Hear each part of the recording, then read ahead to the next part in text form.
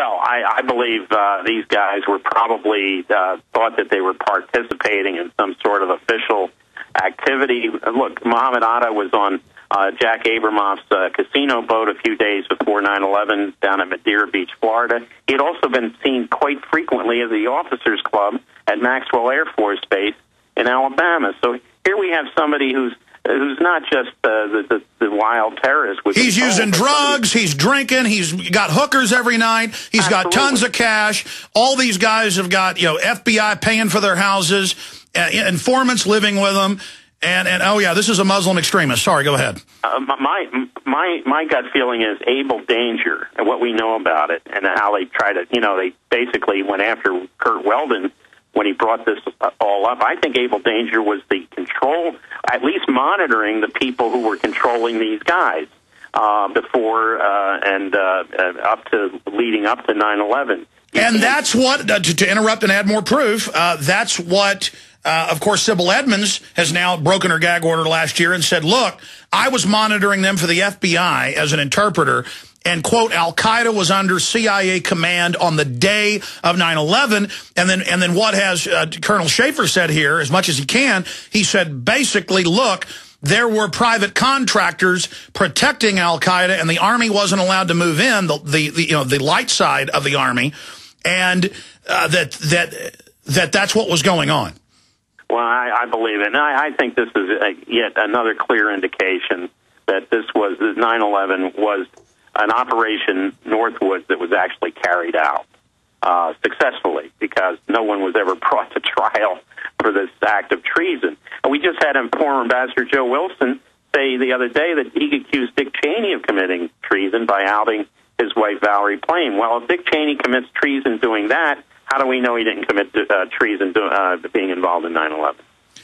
Well, this is a big deal that the Al-Qaeda 9/11 mastermind, the mastermind of the underwear bombing, the Fort Hood shooting, the Times Square dud, this Anwar Al Awlaki is meeting at the Pentagon with the top brass and the Secretary of the Army 2 months after 9/11. I mean, this is huge, Wayne.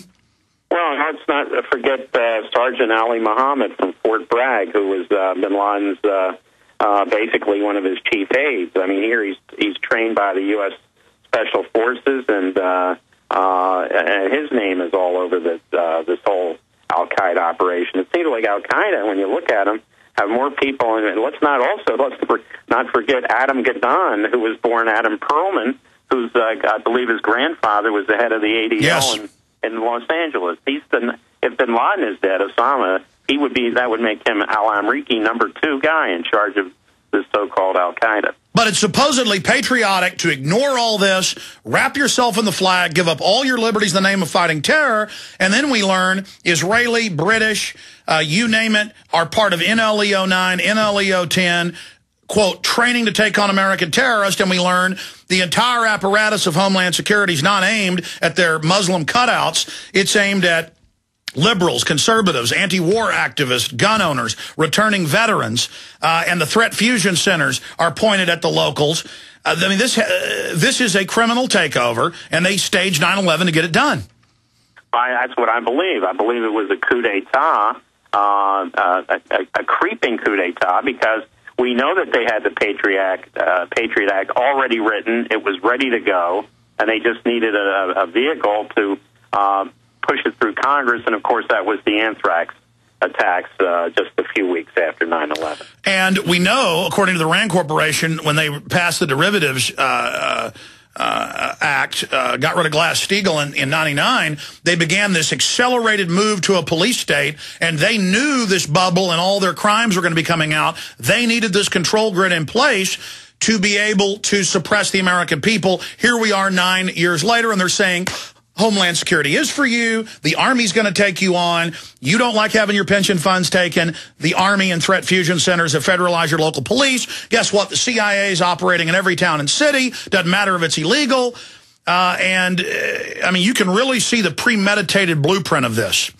Right. And I always remember what longtime White House correspondent Sarah McClendon, who was from Texas, once said when she got Bush's side, old man Bush, George H.W. Bush, and asked him a question, and he turned to her and said, Sarah, if the American people knew what we have done, they would chase us down the street and hang us. And I think for once, Bush was probably telling the truth. And people always say something as big as 9/11, you couldn't hide it. They haven't hidden it. It's like taking a coffee can and shooting it with a 12-gauge shotgun with number 7 birdshot. There's hundreds of holes in it. I mean, it's just a sieve, total proof. We know exactly what they did, and there it is. That's right. And I was just talking to a guy who worked in the Pentagon on 9/11.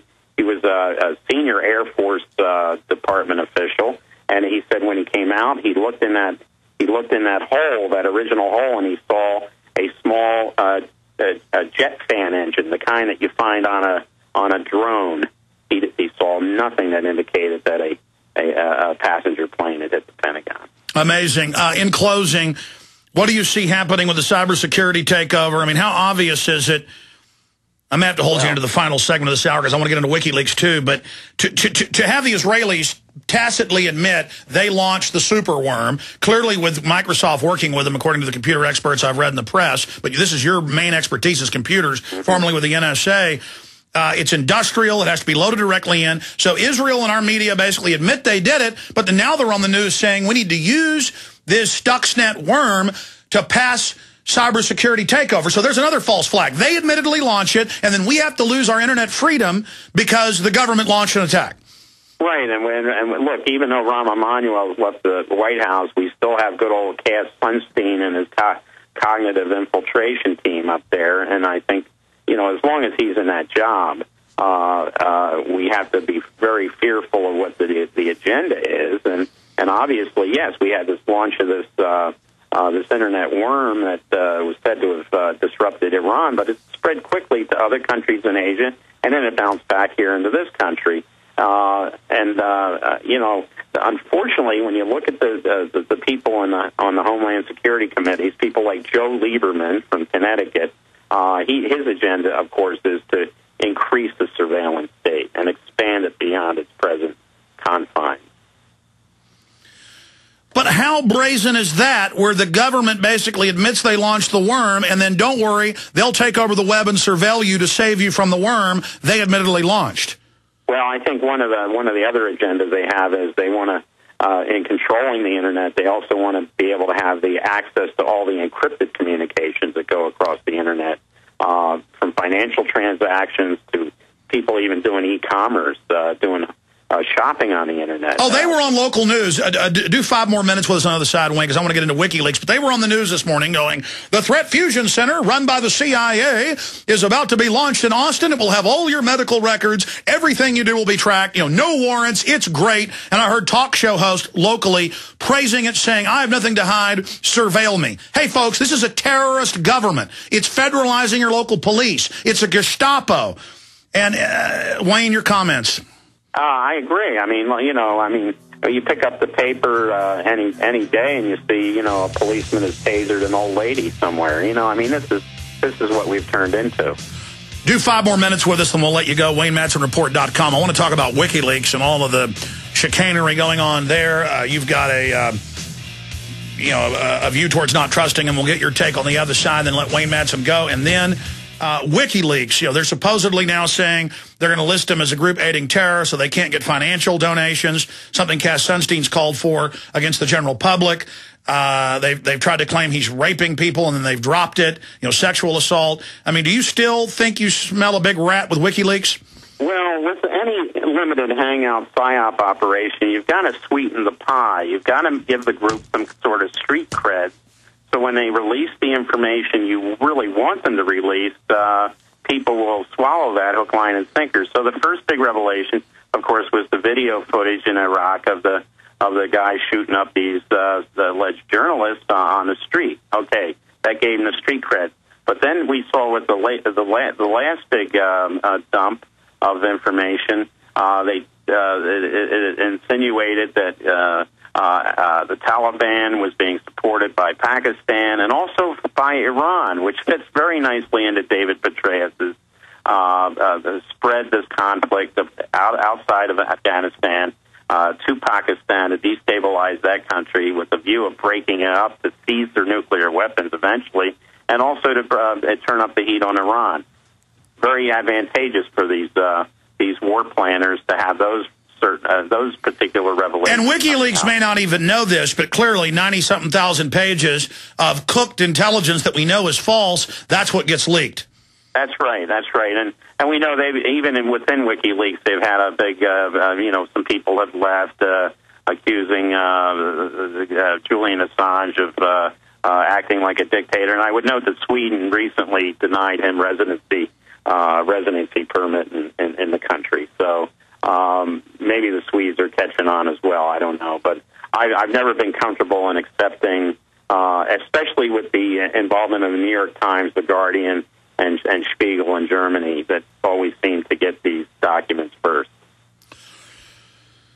Where do you see the whole WikiLeaks saga going? Do you have any intel on what these new revelations the Pentagon says they're bracing for?